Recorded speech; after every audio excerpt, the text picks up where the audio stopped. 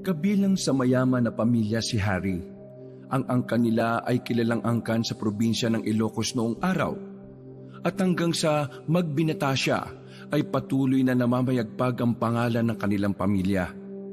Nung una, buong akala ni Harry ay nanggagaling sa malinis ang yaman ng kanyang ama. Pero kalaunan, matutuklasan niya na ang kanyang ama pala ay isa sa mga nagpapakalat ng droga sa kanilang probinsya. Magagalit sa kanya ang ama niya nang subukan niyang pagsabihan ito. Pero hindi rin naman ito nakikinig. Dahil medyo lulong ang kanyang ama sa droga, bigla nitong ginahasa ang isa sa mga kasambahay nila na si Mandy, isang dalaga na may angking kagandahan din. Walang kaalam-alam si Harry at ang lahat ng tao sa mansyon na ang babae pala na si Mandy ay kabilang naman sa angkan ng mga aswang. Ang mga aswang na matagal nang namumuhay ng tahimik. Pero dahil sa ginawa ng kanyang ama, muling maghahasik ng kaguluhan ang mga aswang sa kanilang lugar.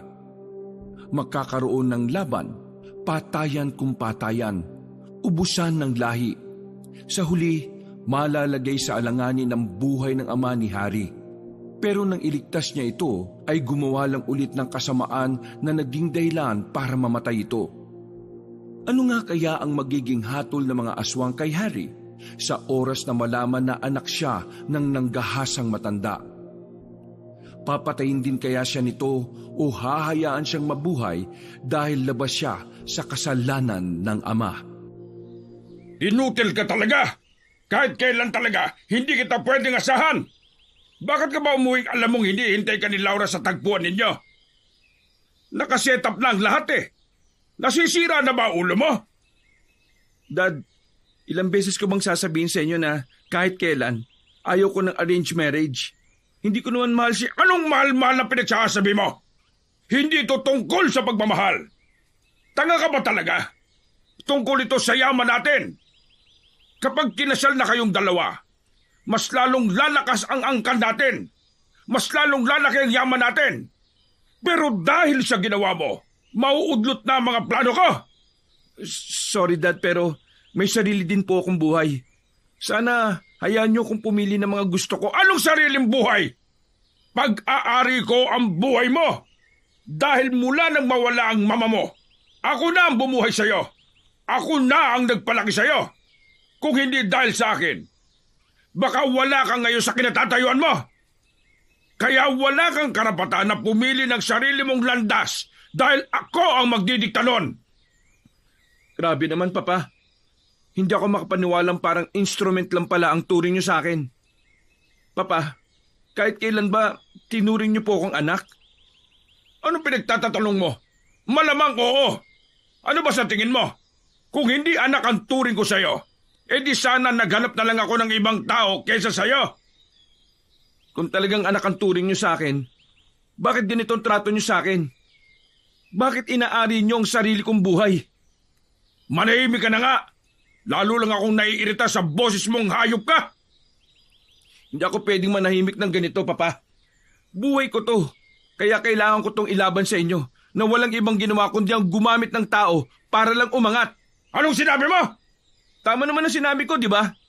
Ginamit niyo lang din si Tio. At nang yumaman ka na, hindi mo na siya kinausap pa. Kahit na kailan, abat tarantado! Yan, diyan kayo magaling. Ang manakit. Abat sumasagot ka ba? Ha? Ano ha? Masakit ba ha? Kulang pa yan! Tama na! Tama na, Papa! Naitulak ni Harry ang kanyang ama dahil sa ilang beses na siya nitong pinagsasasapak. Dumugo na rin ang labi niya. Nabasag nga rin ang kanyang salamin. Nagulat naman si Don Marcos sa ginawa niya. Hindi ito makapaniwala na magagawa ng pumalag ni Harry. Sawang-sawa na ako sa pananakit at pangmamaliit niyo sa akin. Kung gusto niyong mas yumaman pa, ikaw ang magpakasal kay Laura at hindi ako. Lumayas ka na ngayon sa pamamahay ko bago pa kitang mapatay, Harry! Sigurado ka ba na palalayasin niyo ako? Sigurado ka ba dyan, Papa? Baka nakakalimutan mo. Sa akin nakapangalan ng mansyon na ito. At kahit na kailan, hindi ako pipirma para lang mailipat sa pangalan mo ang bahay na ito. Hindi ako aalis dito. Hindi ka pipirma? Eh di sige. Pero magmula ngayon, wala ka ng access sa lahat ng yaman na meron ako rito. Sa pera, sa kotse, sa bangko, at sa pagkain dito. Lamunin mo ang mansyon na ito. Tingnan natin kung mabuhay kang siraulo ka. Pagalit na umalis si Don Marcos. Napabuntong hininga na lamang si Harry sa mga sandaling ito. Nang mahimasmasa na siya, ay napaupo na lamang siya sa sofa. Para bang nagsisisi siya sa kanyang mga sinabi. Batid niya kasing magiging miserable talaga ang buhay niya ngayong wala na siyang access sa lahat. Dinukot na lamang niya ang kanyang cellphone na tinawagan ng binatang si Lyndon, ang kanyang kaibigan na kasakasama niya palagi sa hirap at sa ginawa. Ka-business partner niya rin ito sa Maynila, pero nang malugi ang kanilang negosyo, bumalik na lang sila ulit sa Ilocos. Bakit hindi naman to sumasagot? Kinuha na lamang ng binata ang kanyang jacket at tumalis siya sa mansyon.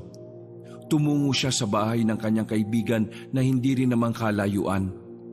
Nang dumating siya roon, naabutan niya ang binata na naggigitara pa sa bakuran. Napatigil yun nang makita siya roon. Oh, anong oras na? Bakit nandito yung rich kid kong kaibigan, ha?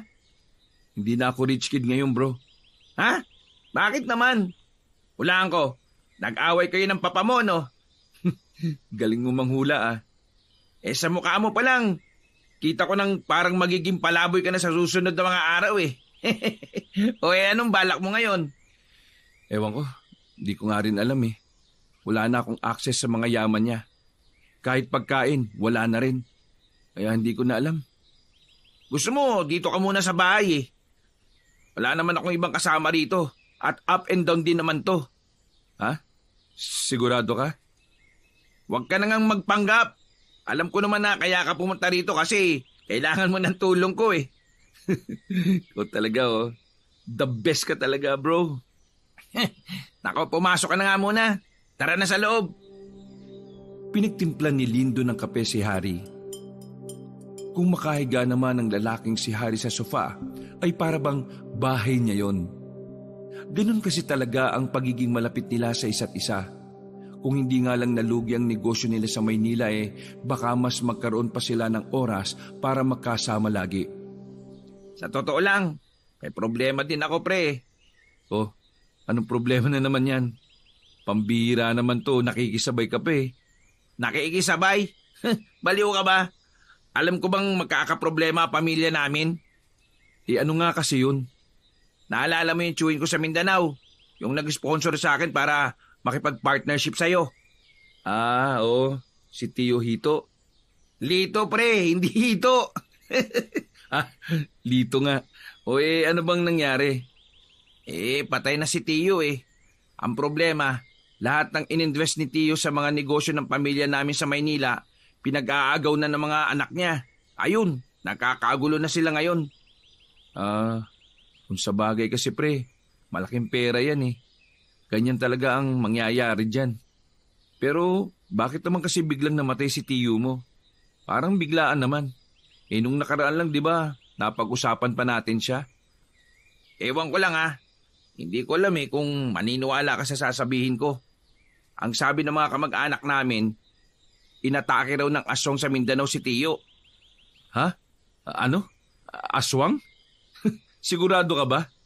Oo pre, aswang nga. Nakita ng ibang kamag-anak ko na aswang talaga eh. Si Tio kasi, nadalaw-dalaw sa mga bundok yun. Kasama niya yung mga kamag-anak namin. Parang balak nilang mamili ng lupa. Tapos ayun, nung gumabi, si Tio raw ang nadali. Alam mo kung anong masaklap? Hindi na nakita yung katawan ni Tio. Alam mo pre, medyo hindi ako naniniwala sa aswang ha. Pero sigurado?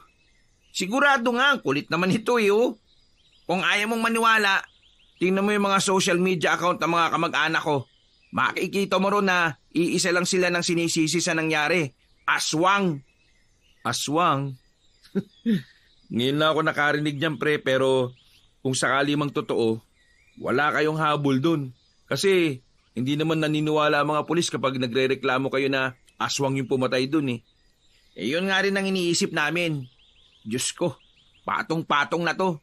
Pati ba naman mga anak niya, hindi rin magkasundo eh. Kaya eto, Pati pamilya namin, damay. Nako, pasensya na ha.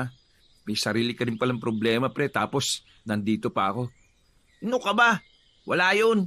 Ang mabuti pa, samahan mo na lang ako. O isa na naman yan. Inom tayo.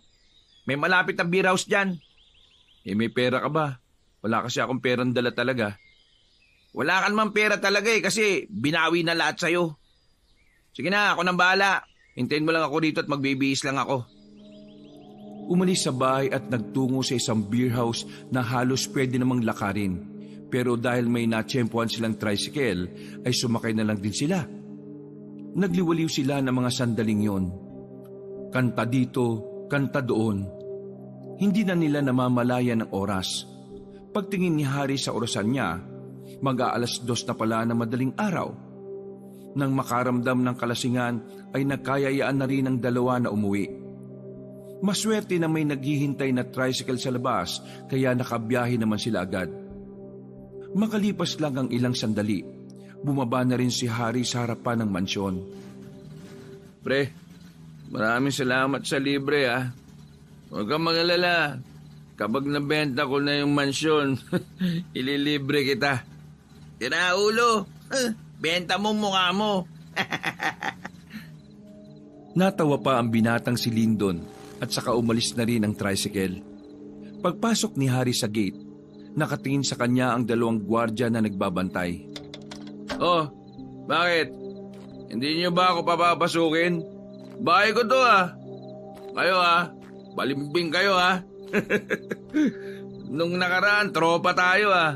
Ngayon, masama na kayong tumingin ah. Hindi na lamang siya pinansin ng dalawa. Naglakad na lang din siya papasok ng bahay. Madilim na ang sala sa mga sandaling yon. Pero naririnig niyang may parang mga tao sa malaki nilang kusina. Kaya naman agad siyang tumungo roon para kumuha lang sana ng tubig. Pero inabutan niya roon ng dalagang si Mandy, ang pinakabata nilang kasambahay at pinakabago sa lahat. May parang kinuha ang dalaga sa loob ng ref. Nagulat pa nga ito nang maramdaman siyang naroon din. Uy, anong ginagawa mo dyan sa ganitong oras ha? Ano po kasi inaayos ko po yung pagkakalagay ng mga karne. Masyado po kasi magulo gawa ng marami kaming kinuha kanina nung nagluto. Ah, ganun ba? Napakasipag mo naman. Kahit na madaling araw na nagtatrabaho ka ba rin? Opo. Eh nako, huwag mo nga akong inoopo-opo. Hindi pa naman sobrang layo ng edad natin eh. Ay, siya nga pala. May tatanong ako sa'yo pero huwag mo akong tatawanan ha. Curious lang naman ako eh. Ano pong gusto niyong itanong? Naniniwala ka ba sa aswang? Aswang po? Oo. Sabi ko nga, huwag ka nang mag-opo-opo eh. Pasensya na. Nasanay lang. O ano, naniniwala ka ba? Hindi ako naniniwala sa mga aswang, sir. Pareho tayo. Wala. Napaisip lang ako. Ito kasing kaibigan ko eh. Napatay daw ng aswang yung tiyo niya eh. Siguro, nababaliw lang yung tropa ko na yon. Eh kasi 'di ba? Sa comics lang naman mababasa yung mga aswang-aswang na ganyan eh. Wala namang ganyan sa totoong buhay eh. Tapos na po ang ginagawa ko, sir. Babalik na po ako sa quarter po namin. Uy, sandali. May sasabihin ka pa ba? Oo eh. Kumusta ka naman dito? Ayos naman, sir. Hindi ka ba kinakausap ni Papa? Tungkol saan, sir? Wala. Never mind. Ngumiti na ang dalaga kay Harry at lumabas na rin ng kusina. Napailing na lang din si Harry dahil doon. Alam ko kung bakit tinanggap tong babaeng to rito eh. Utak talaga ni Papa oh. Napakaitim. Kumuha na lamang siya ng tubig at pagkatapos ay nagtungo na rin siya sa kanyang silid. Agad niyang ibinagsak ang sarili sa kama. Kinabukasan ay tinanghali na siya ng gising. Pero kahit medyo mahaba ang tulog niya, ay medyo hindi maganda ang gising niya. Nanaginip kasi siya ng tungkol sa aswang. Ayon sa panaginip niya, Pinalibutan raw ng mga aswang ang mansyon na kinalalagyan niya. Lang yan panaginip yan, oh. Kakaaswang to ni Lindon eh. Ay, kainis. Makakain na nga. Inalis na lamang ni Harry ang panaginip na yon sa utak niya. Pagbaba niya sa dining room ay naabutan niya ang ama na naroon. Tahimik lang yon na kumakain. Huminga ng malalim si Harry. Hihingi siya ng paumanhin sa mga sinabi niya.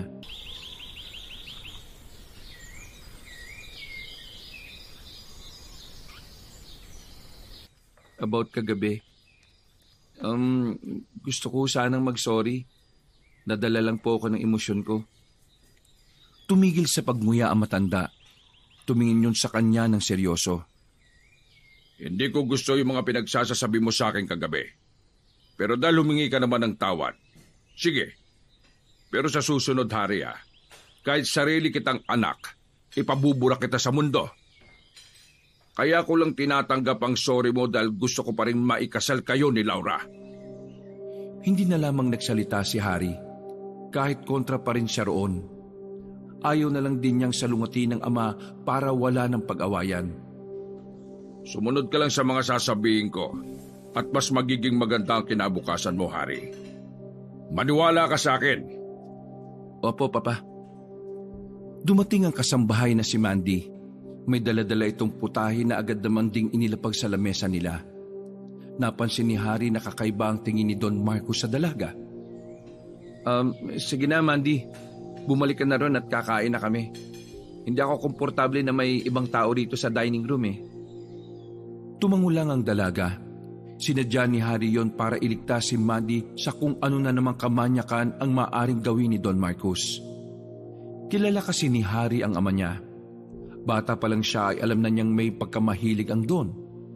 Ilang kasambahay na magaganda na rin ang umalis dahil sa kamanyakan na matanda. Mabilis na lumipas sa mga sandali. Nautusan na naman si Harry na pumunta sa isang liblib na lugar para magdala ng kahon-kahon na negosyo ng kanyang ama.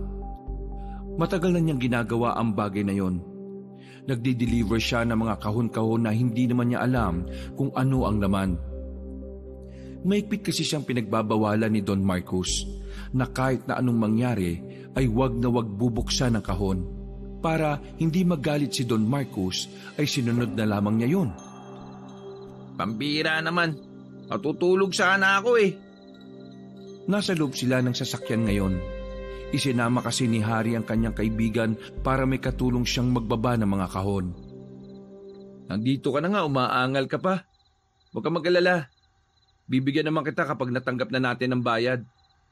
Bakit ba kasi ang yaman-yaman ninyo, no? Tapos ayaw nyo kumuha ng tao para mag-deliver nito. Walang tiwala si Papa sa ibang tao eh. Sa akin lang nagtitiwala si Papa at sa iba ko pang mga pinsan. Kaya nga kami-kami lang ang nagdi-deliver nito eh. Ano ba kasing laman nito? Bakit bawal buksan? Pag mong buksan yan bawal kang alamin kung ano eh. Mapapagalitan na naman ako nito eh. Sa bagay, kababalik nga lang pala ng access mo sa lahat ng yaman, no? Makalipas lang ang halos 1 oras nilang biyahe ay narating na rin nila ang address na ibinigay ni Don Marcos kay Harry. Bumuntong hininga si Harry nung mga sandaling yon. Oh, lalim niya na. May problema ka ba? Mukha kang kabado Ha? Wala naman. Medyo hindi lang ako komportable sa lugar eh. Sobrang liblib. Tapos, wala pang ibang tao rito. Bakit ka naman kasi matatakot dito, Aber? Hindi ka naman di ba naniniwala sa mga aswang? Hindi naman yun ang iniisip ko eh. Tara na nga. Binuksan na nila ang compartment at kinuha na ang 6 na malalaking kahon na naroon. Tanaw na nila ang bahay na pagdadalhan nila. Sa lugar na yon ay yun lamang ang nag-iisang bahay na nakatirik doon. Wala ring supply ng kuryente. Tanging mga gasera lamang ang nakikita nila sa loob ng bahay. Sigurado ka ba talaga dito yun?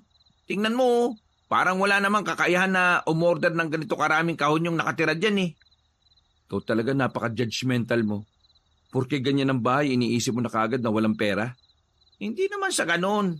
Ang mabuti pa, simulan na natin ang pagbubuhat para makaalis na rin tayo. Isa-isa na nilang binuhat ang mga kahon palapit sa tapat ng bakuran ng bahay. Maya-maya lang ay tinawag na rin nila ang lalaking nagngangalang Topper. Lumabas naman yun kaagad. Matangkad na lalaki, may kalakihan ng katawan at higit sa lahat, marami itong tattoo sa katawan. Unang tingin pa lang nila sa lalaki ay mukhang basagulero ito. Magandang gabi po sa inyo. Topper, ako po yung anak ni Don Marcos. Ako po yung nautusang magdala nito sa inyo. Tumingin lang sa kanila ang barumbadong lalaki. May kinuha itong sobre at saka inihagis lang sa harapan nila. Hindi yun nagustuhan ni Harry kaya si Lindo nang pinadampot niya. Maayos mo rin naman sanang binigay yung bayad. Masama ang tingin sa kanila ng lalaki. Mga ilang sandali lang ay may kinuha itong baril mula sa likuran. Hindi naman sila nito tinutukan, pero isang sinyalis na yon na hindi nila dapat banggain ang lalaki. Ay, wag na wag po ganyan, sir. Itong kaibigan ko kasi bugnutin eh. Pinagli kasi ito sa sama ng loob. Kaya, pasensya na po sa kadaldalan niya. Natameme lang din si Harry sa mga pagkakataong yon. Natakot siya sa baril ng lalaki. Kung makikipagtalas-tasan pa siya, baka yun na rin ang huling sandali niya sa mundo. Nang makabalik na sila sa sasakyan, ay nakahinga sila ng maluwag. Ikaw kasi, papalag ka ba kung binaril ka nun? Sira ulo eh. Nakita mo naman di ba? Walang modo. Hayaan mo na sana. Itsura pa lang pumapatay na ng tao yun. Tapos maggaganong ka pa. Buti hindi ka binaril Makalipas ang ilang araw, mas lalong dumami ang pera ng Don na si Marcos. Kapansin-pansin para kay Harry ang pagiging galante ng kanyang ama. Hindi naman kasi ito ganito noon. Napakakuripot nito sa lahat kahit na maraming pera. Sa isip-isip ng binata, baka hindi na normal ang pagiging marami ng yaman ng kanyang ama. Kaya ganun na lamang ito mamigay ng pera sa mga nasa mansyon. Kahit nga si Lindon ay naaambunan din. Grabe ang papa mo, no? May sakit ba tatay mo? Bakit parang ang bait-bait mamigay ngayon? Hindi ko alam dyan. First time itong ginawa Baka mas lalo lang talaga lumago yung negosyo nyo. Masama kutob ko Kaya ikaw wag mong gastusin ang pera na yan. Ha? Bakit? Binigay sa akin to Anong gusto mong gawin ko rito? Pumunta sa Maynila tapos i-display ko to sa National Museum? Dami mo naman sinasabi. Ang gusto ko lang ipunto, hindi mo naman alam kung saan ba talaga galing ang perang yan. Sinasabi mo bang may ginagawang iligal ang papa mo? Huwag ka nalang maingay. Pero oo, napapansin ko rin nung nakaraan na parang wala sa sarili si papa Namumula ang mga mata, tapos parang hindi ko gaanong nakikitang natutulog. Napaayos ng upo si Lindon. Nasa loob sila ng bahay ng binata ngayon habang nagpapaantok. Gagi pre, nag-a-addict ba papa mo? Ayaw ko nga sanang isipin pero parang ganyan din ang hinala ko Tingin mo kaya? Ano pa ba iba niyang ginagawa? Mga hindi niya ginagawa dati na ginagawa na niya ngayon. Kapag nakikita ko siya sa balkonahe, kung ano-ano lang ang kinakalikot Yung rilo niya, maayos naman, sinira niya. Tapos kanina, inaayos niya. Nakko, mga sinyalis nga yan pre. Ano sa tingin mo pwede kong gawin? Tiyempuan mo na lang na walang karga yung tatay mo. Kasi kung sabog yan, hindi kanya maintindihan kahit lumuha ka pa ng dugo. Napapiling na lamang si Harry. Problemado siya sa kanyang ama. Kahit kasi maayos naman ang takbo ng kanilang negosyo, hindi niya pa rin maiwasang mag-isip na baka isang araw malugi na lang sila bigla dahil laging wala sa wisyo si Don Marcos. Kinaumagahan, umuwi na siya ng mansyon. Sa pathway palang papasok, nakita na niya agad ang matanda sa balkonahe na meron na namang kinakalikot. Sumakto naman na nasa sala ang driver ni Don Marcos na si Omar. Halos kasing idara niya lang ito at bago pa lang din sa trabaho. Omar, halika nga rito. Bakit po, sir? Sumunod ka sa akin sa guest room, Naunang naglakad si Harry at nagtataka namang sinundan siya ng lalaking si Omar. Pagpasok nila ay hindi na nagpaligoy-ligoy ang binata. Tinanong na niya agad ang driver. Nag-addict pa si Papa? Nagulat si Omar. Nanlalaki ang mga mata nito. Tila gusto nitong iwasan ang tanong na yon pero patuloy lang na nagsalita si Harry. Ikaw ang madalas nakasama ni Papa sa mga pinupuntahan niya. Kaya alam kong may napapansin ka rin sa kanya. Kasi sir, Sige na, magsalita ka na. Kailangan kong malaman ng totoo. Kapag hindi ka nagsabi at tinayaan lang natin si Papa sa ganon, baka kung anong kasamaan na lang ang magawa niya. Gusto mo ba yung ganon? Baka nga pati ikaw masaktan niya kapag nalulung na siya. Isang malalim na paghinga na lamang ang nagawa ni Omar habang nakayuko. Sa huli ay nakumbinsi rin ito ni Harry na magsalita. Kasi sir, nung nakaraan na nag-deliver kami ng kahon-kahon, mga parang adik pero mayayamang tao nakausap niya. Kita ko sa labas na nag-abutan sila ng pera tapos binuksan ng kahon at tinikman ng laman. Tingin ko sir, droga po ang binibenta ng papa niyo, kaya mas mabilis dumami pera niya. Nakita niyo po ba si Don Marcos ngayon? Hindi na naman po siya mapakali. Sinubukan ko po siyang kausapin kanina pero galit na galit lang siya sa akin Napapalo ng mahina si Harry sa lamesa. Dismayado at kabado siya sa nakumpirma niya. Pwede mo ba akong tulungan? Tulungan po saan, sir? Timbrihan mo lang ako kung kailan walang batak si Papa. Kailangan ko siyang makausap na matino Naku, mas mainit po ang ulo niya kapag wala po siyang karga, sir. Baka mamaya Wala akong pakialam. Basta sabihan mo ko. Kahit ano pa man ang mangyari, kailangan natin siyang mailihis sa ginagawa niya. Naintindihan mo ba ako, Omar? Opo, sir. Yes, sir. Dumating ang pananghalian.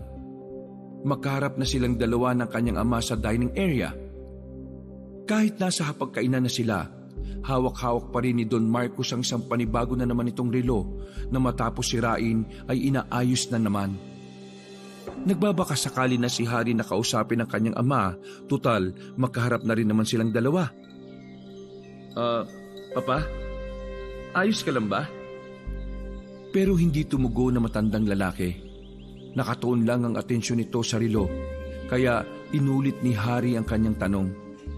Papa, ayos ka lang ba? Kanina ka pa dyan Nasa pagkainan tayo Ano bang pakialam mong siraulo ka? Marunong ka bang mag-ayos nito? Hindi, di ba?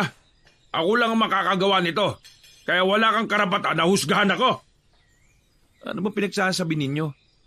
Hindi naman kita inuhusgahan Gusto ko lang na kumain ka na. Kunwari ka ba? Iniisip mong hindi ako marunong nitong pag-ayos ng relo? Kaya tumatawa ka? Nakikita ko sa mga mata mo Gusto mo akong tawanan. Hindi ka pwedeng magkaila sa akin, Harry. Kilala kita. Papa, ano bang nangyayari sa inyo? Bakit ba kayo nagkakaganyan? Nanlilisik na ang mga mata ni Don Marcos. Tatayo na sana ito para lapitan ng anak, pero biglang pumasok ng dining room si Mandy, ang pinakamaganda nilang kasambahay. May dala-dala itong isa pang putahe. Nang makita ito na matanda, ay agad na nag-iba ang mood nito. Ngumiti si Don Marcos habang nakatingin kay Mandy. Maraming salamat, Mandy. Sige na, makakalabas ka na. Sandali! Nagtatakang humarap muli si Mandy. Pagtingin pa lang ng dalaga kay Don Marcos ay tila nakaramdam na agad ito ng kaba. Lumapit ka, Iha.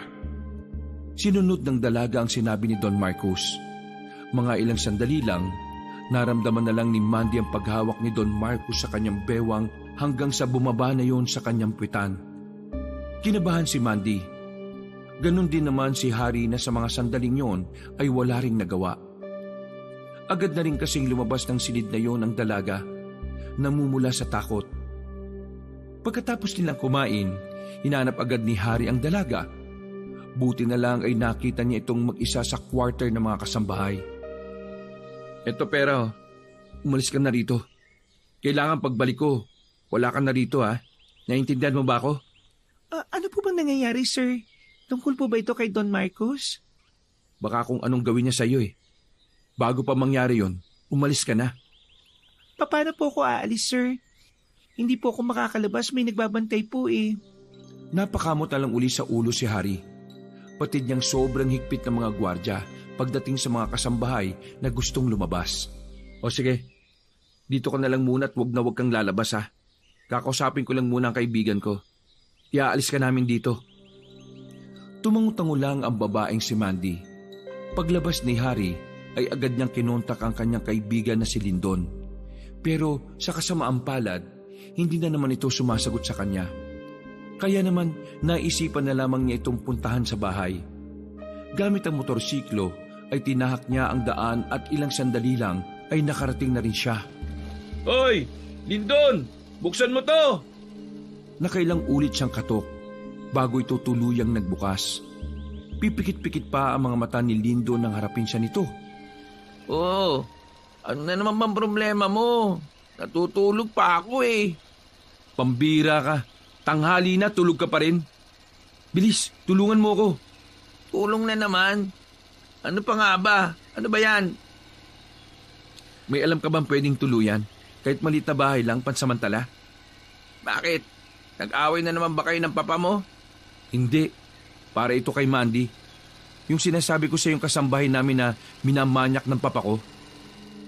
Nanlaki ang mga mata ni Lindo nang marinig ang sinabing yun ni Harry. Tila nakuha agad ni Harry ang interes ng kanyang kaibigan. Yagi pre. Sige, may alam akong pwedeng tuluyan. May kakilala akong may apartment sa bayan. Bakit? Itatakas mo ba siya? Oo, bago pa siya magawa ng hindi maganda ng tatay ko. Iaalis ko na siya ron. Walang sinayang na pagkakataon ng dalawa. Mag-aalas 12 na nang makabalik na sila sa mansyon. Pasimpleng pinarada ni Lindo ng sasakyan niya at mag-isa lamang na lumapit kay Harry. Nagmamadali siyang pumasok sa loob, pero pagdating niya sa quarters ng mga kasambahay, inabutan niyang umiiyak ang mga tao roon. Ang sabi sa kanya ng isa, sapilitan daw na kinuha ni Don Marcos ang dalaga, dinala sa taas at kung ano-ano na ang nangyari. Mabilis na umakyat si Harry. Pinuntahan niya ang silid ni Don Marcos, pero pagdating niya roon, inabutan na niyang nag-aayos na ng necktie ang kanyang ama. Parang wala lang nangyari, habang si Mandy naman ay nasa kama pa rin, nakatakip lang ng kumot habang umiiyak. Papa, anong ginawa mo kay Mandy? Panginti-ngiti lang si Don Marcos. Halatang sabog pa rin ito dahil hindi ito makausap na maayos. Anong ginawa ko? Ako? May ginawa? Hindi na ako nakikipagbiroan sa inyo, Papa. Bakit mo ito ginawa sa kanya? Ano ba pumasok sa utak mo? Sa sinabing ito ni Harry ay tila natuliro si Don Marcos. Agad na nagbago ang mood nito. Ang kaninang nakasilay ng ngiti ay napalitan ng panlilisik ng mga mata. Lumapit si Don Marcos sa anak at sinakal nito si Harry. Sino ka ba? Bakit mo ako tinataasan ng boses, ha? Ano naman ngayon kung may ginawa ko dyan? Patapon na babae lang naman yan, ha? Pasalamat nga siya, pinaranas ko pa sa kanya yung paraiso, Kaya ikaw, huwag kang mag-feeling na bayani, ha? Sa kakaganyan mo, mapapatay na kita, Hoy, ikaw naman babae, subukan mo lang tumakas at magsumpong sa iba. Mamamatay ka rin. Ikaw rin, Harry. Umayos ka, ha? Tumingin na masama si Mandy sa kanila at tumigil ang tingin nito sa matanda. Nanlilisik din ang mga mata ng dalaga. Pero tinawanan lamang ito ni Don Marcos. Talagang mas lalong lumala ang kamanyakan ng Don mula nang makatikim ito ng ipinagbabawal na gamot. Lumabas lang ng parang walang nangyari si Don Marcos. Naiwan silang dalawa ng dalaga roon. Lumapit si Harry pero agad siyang pinatigil ni Mandy. Takot na takot ang dalaga at bakas na bakas ang trauma nito. Sorry sa nagawa ng tatay ko, Huwag kang mag-alala. Tutulungan kita makakuha ng hustisya para sa'yo. Ipakukulong natin ang sarili kong ama. Tina, hindi na kailangan. May sarili kaming batas. May sariling batas ang lahi namin. Yun ang gagamitin ko para makakuha ng hustisya. Magbabayad siya. Pinapangako ko lahat ng meron siya'y mawawala. Lahat ng mahal niya ay maglalaho. Ubusan kong ubusan. Sa hindi mapaliwanag na dahilan ay nakaramdam ng kilabot si Harry sa sinabi ni Mandy. Hindi niya alam kung bakit parang may kakaiba kay Mandy. Tingin niya hindi ito basta kasambahay lang. Dahil sa kuryosidad, paglabas niya sa silid ay nagtanong-tanong siya sa iba pang kasambahay. Nalaman niya na si Mandy pala ay tumakas lang sa kanyang pamilya. Dahil dito, naisip ni Harry na baka kagaya nila, mayaman din ang dalaga. Takti pre, hindi maganda yung ganyan. Paano kung miyembro pala ng mafia o may pagkayakusa sa Japan yung angkan nun? Di yari na. Naikwento na ni Harry ang mga nangyari. Gulat na gulat si Dindon. Kitang-kita rin sa mukha nito ang pagkabahala. Maging ito rin kasi ay hindi makapaniwala na aabot sa mataas na level ng kahayupan si Don Marcos. Ewan ko ba pre, basta kanina habang pinakikinggan ko si Mandy, nararamdaman ko talaga na may something sa kanya. Kinakabahan nga ako kasi baka mamaya tama ang mga sinasabi mo. Kung sakali mang nakakatakot ang angkan ni Mandy, di tama lang na gantihan niya ang tatay mo para naman matutuyang siraulo mong tatay. Ay nako, hindi ko na alam. Alam mo kung hindi lang talaga sa akin pinamana ni Mama ang mansyon, matagal naman na akong wala dyan eh. Ang isipin mo ngayon pre, kung anong susunod na mangyayari.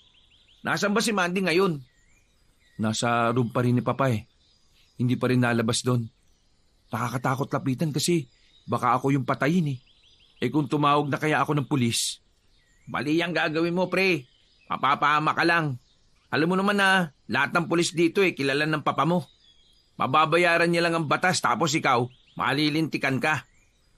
Ano naman ang magagawa ko para kay Mandy nito? Hayaan mo na lang si Mandy na gawin ng angkan niya ang batas na sinasabi niya. Makalipas ang mga sandali ay sumapit na rin ang kinagabihan. Wala pa rin ang kanyang ama. Kaya naman, pinuntahan ni Lyndon si Mandy sa silid ng matanda. Pero pagpasok niya roon, ay wala na ang babae.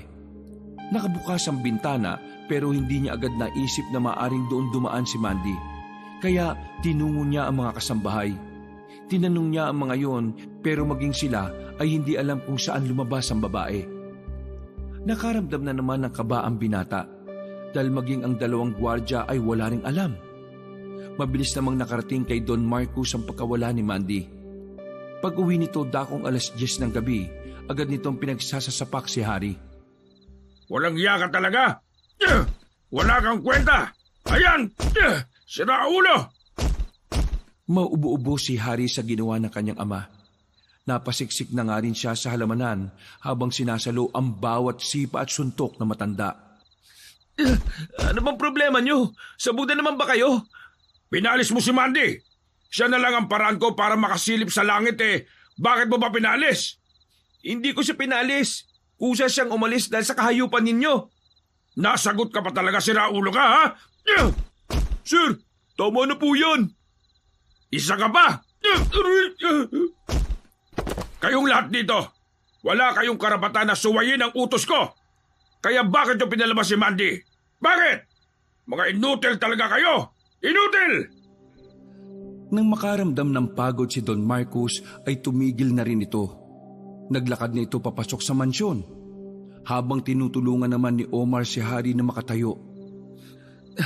Sobrang lala na talaga ang tatay ko. Adik na. Sir, alam niyo po bang nalulugi ng isa niyong negosyo sa Maynila? Ha? Ano?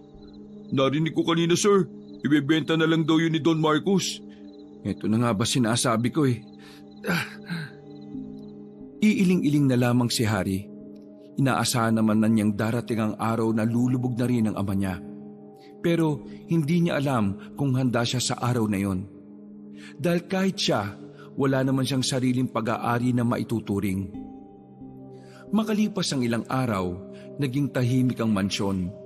Ilang araw kasing wala ang kanyang ama. Dahil na rin inaasikaso nito ang ilan pang negosyo na naghihingalo. Naging maayos naman ang lahat. Kahit papaano ay naaagapan ang pagbagsak ni Don Marcos. Pero siyempre, kailangan na naman nilang mag-adjust dahil bumababa talaga ang sales ng mga business nila. Sa ilang araw na wala si Mandy sa mansyon, napapansin ni Harry na hindi makatulog ang mga kasambahay. Tuwing babalik kasi siya na madaling araw sa mansyon, naririnig niyang gising pa ang mga kasambahay sa silid nila.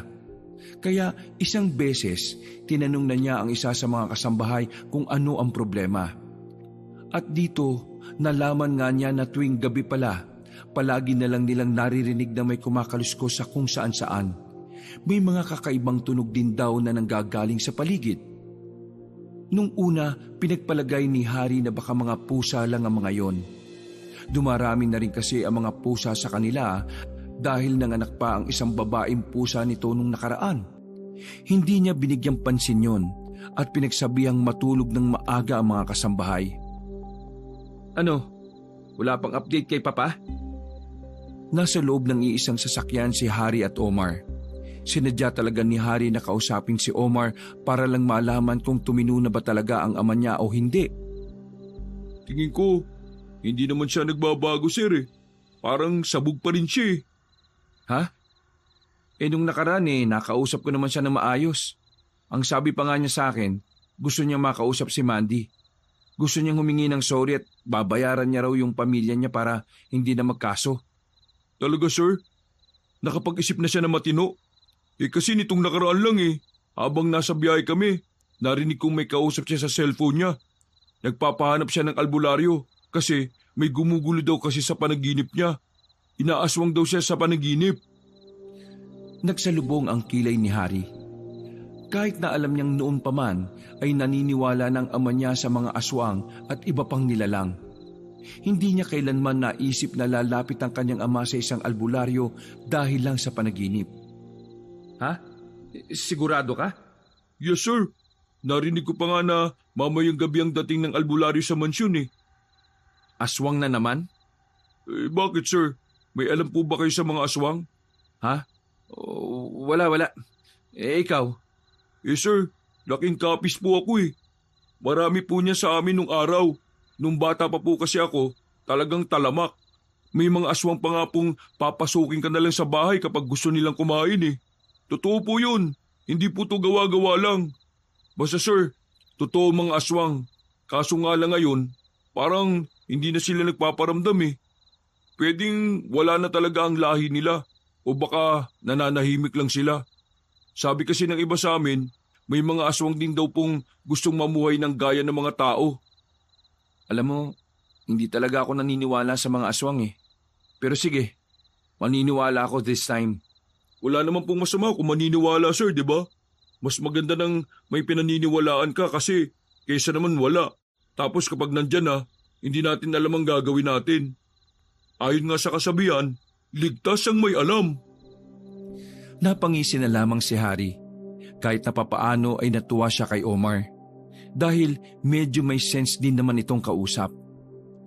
Matapos ang lahat ng pinapaasikaso sa kanya ng ama, dakong 7:00 ng gabi ay nakabalik na rin siya sa mansyon. Pagpasok pa lamang niya sa sala, nakita niyang naroon ang isang matandang lalaki na may panyo pa sa ulo. May hawak na tungkod at may mga burloli sa katawan. Sino kayo?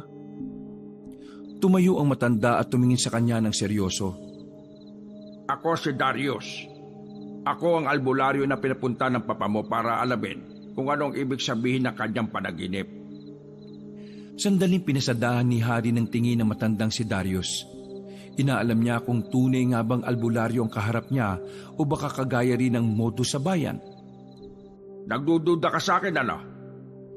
Lihim na nabigla ang binata nang marinig ang sinabing yun na matanda. Hindi niya inaasahan na magagawang mabasa ni Mang Darius ang kanyang isip. Pasensya na ho. Hindi kasi ako basta-basta nagtitiwala sa mga hindi ko naman kilala Huwag ka mag-alala. Wala rin naman akong tiwala sa iyo Ganun po ba? Patas lang pala. Siya nga pala. Ano bang oras ang uwi ng papa mo? Kanina pa kasi ako rito Hindi pa ba siya uuwi ngayon? Uuwi na po yun. Baka maya-maya po nandito na yun. Pwede po bang magtanong? Anong tanong? Kahit ano, basta wag lang mat ha. Mahina ako doon. Gusto ko lang naman pong malaman kung totoo ang mga aswang. Bakit interesado kang malaman? May nakwento kasi sa akin yung kaibigan ko. Yung tiyo niya kasi sa Mindanao, pinatay raw po ng aswang. Tapos, nitong mga nakaraan, nananaginip din po ako tungkol sa aswang. Parang kagaya ng panaginip ng tatay ko. Pero ang sa akin, Sa panaginip ko, nakikita kong parang pinapalibutan ng mga aswang ang mansyon na ito. Sandaling hindi nakapagsalita ang matandang si Darius. Nagtaka naman si Harry kung bakit parang bigla na lamang kinabahan ang matandang albularyo. Ang itsura kasi ng matanda ay parang may malalim itong iniisip. Ayos lang po ba kayo? At sa maniwala ka o hindi, hanggang ngayon ay naririto pa rin sila. Nananahimik, namumuhay na parang gaya ng isang tao. Pero ang pinangangambahan ko, kapag dumating ang araw na muli silang mabulabog, marami na namang tao ang mapapahamak. Okay, let's say totoo nga ang mga aswang. Ganun po ba talaga sila kadelikado? Mas delikado pa sila sa isang mabagis na leon. Dahil ang mga aswang ay may kakayahang mag-isip kung ano ang tama at mali. At may kakayahan din silang mag-isip ng tamang paraan ng pagpatay nang hindi sila nahuhuli. Okay. Wala namang problema kung hindi ka maniniwala. Nasa sayo naman yan, iho. Pero sana, dumating ang araw na maniwala kang totoong nandito sila. Tandaan mo, lahat ng naniniwala sa maagang oras, mas malaki ang tsansa nilang maisalba ang sarili nila sa dilubyo. Hindi na nakapagsalita pa ang binatang si Harry. Nanahimik na lamang siya at sinamahan ng matanda sa paghintay sa kanyang ama. Makalipas nga lang ang halos 1.5 oras ay dumating na rin si Don Marcos. Sa pintuan pa lang, kita ni Harry na mukhang hindi maganda ang timpla ng Don. Hindi naman ito sabog. Ilang araw niya nang napapansin na nasa katinuan ng kanyang ama. Ikaw na ba yung albularyo na nirekomenda ng isa sa mga kaibigan ko? Maangas ang pagkakatanong ni Don Marcos, pero nanatili namang kalmado matandang si Darius. Tila ba hindi ito nasisindak sa matikas na tindig ng Don? Ako na nga ang albularyong yon. Pwede na ba tayo magsimula? Halos 3 oras kasi ako naghintay sa iyo rito eh. Bakit? Nagmamadali ka ba? Naramdaman ni Harry na baka may kung anong mangyaring hindi maganda kaya sumingit na siya sa kanilang usapan. Papa, kanina pa po si Mang Darius dito.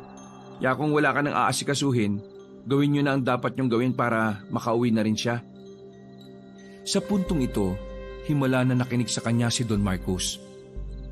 Naglakad paakyat ang Don at sinamahan na lamang ni Harry ang albularyo pasunod sa ama. Nang makarating na sila sa harapan ng pinto, pinagbawalan na siya ni Mang Darius na sumama.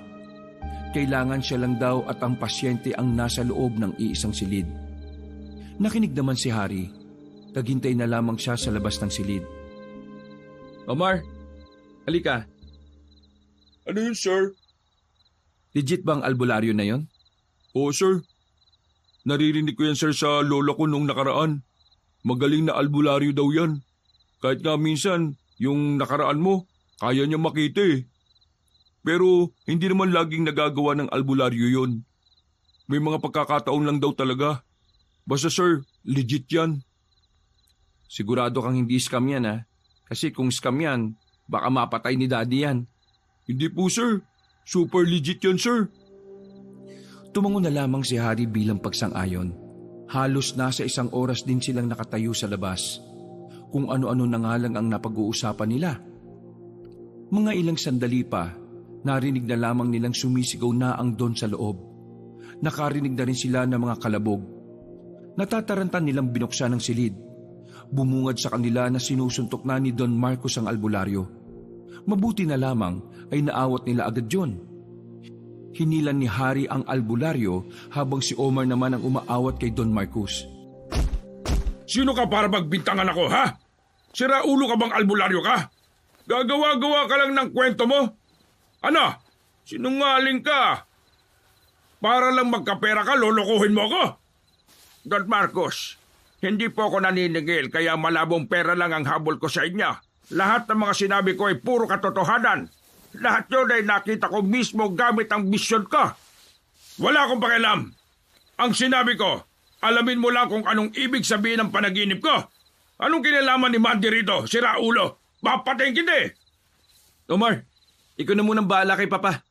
Mang Darius, sumama po kayo sa akin sa labas. Inalalayan ni Hari ang matandang albularyo paalis roon. Dinala na muna niya ito sa kanilang garden para kahit papaano ay maikalma rin. Mabuti na lang din at hindi naman tumama ng direkta ang mga suntok ni Don Marcos. Kaya wala halos galo si Mang Darius. Nang makita ni Hari na ayos na ang matanda, ay tinanong na niya ito kung ano nga ba talaga ang totoong nangyari. Alam kong medyo wala sa hulog si Papa, pero ano ba talaga ang sinabi mo sa kanya? Nakita ko ang kahulugan ng panaginip niya. Kagaya rin ng sayo, hinahabol siya ng mga aswang, pinalibutan at pinatay. Ang ibig sabihin nun, meron siyang kasalanan sa mga aswang. Kasalanan? Wait, sa pagkakaalam ko, lahat ng ginagago ni Papa hindi naman mga aswang . Ang babaeng si Mandy, ang dati niyong kasambahay, nasa na siya ngayon? Hindi niyo ba alam na ang babaeng yon ay isang aswang? Otomatikong kumunot ang noo ng binatang si Hari. Gusto niyang matawa sa sinasabi ni Mang Darius. Dahil wala naman siyang napansin na katangian ng aswang kay Mandy. Sa katunayan, hindi rin naman takot sa bawang ang dalaga. Papaano magiging aswang si Mandy normal na tao yun.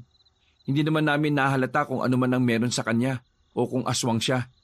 Ang iniisip ko lang, baka mafia o yakuza sa Japan ang angkan niya. Since mukha naman siyang Haponesa. Wala talaga kayong mararamdaman dahil ang babaeng si Mandy ay hindi pagganap na aswang. Hindi niya pa kasi tinatanggap ang kapalaran niya. Pero aswang ang dugo niya, iho. Aswang ang ginahasa ng iyong ama. At yun ang pinakamalaki niyang kasalanan sa mga aswang na maaaring maglagay sa inyo sa kapahamakan. Sa hindi malamang dahilan, nagtindigan ng mga balahibo ni Hari. Hindi niya inaasahan na magkakaroon ng kakaibang impact ang sinasabi ni Mang Darius. Buong akala niya, mananatiling wala siyang pakialam kapag aswang na ang usapan. Pero nagkakamali siya dahil habang tumatagal, unti-unting nilalamon ng usaping aswang ang utak niya. Hanggat maaga pa, humingi siya ng tawad kay Mandy. Sa oras na malaman ng buong ang kanya ang nangyari, hindi sila magdadalawang isip na bumalik rito at maghigante. Tumayo na ang matanda. Huminga ito ng malalim bago ang huli nitong paalala. Ito ang tatandaan mo, iho. Sa oras na mangyari ang sinasabi ko, huwag kang makikisali. Lahat ng taong sangkot, hindi nila palalagpasin. Bata man o matanda. Kung sakaling kailangan nyo ng tulong, puntahan mo lamang ako kung saan ako sinundo ng driver ninyo. Naroon lang ako. Lumabas na rin ng bahay ang matandang si Darius. Nagbuntong hininga na lamang ang binata. Bumigat ang pakiramdam niya dahil sa mga nangyayari. Nang umakyat na siya sa taas, naabutan niya si Omar na nasa tapat na lang ng silid ng kanyang ama. Kumakamot sa ulo at halatang stress na rin. Sorry sir, pinagsasasapak din ako kaya lumabas na lang din ako.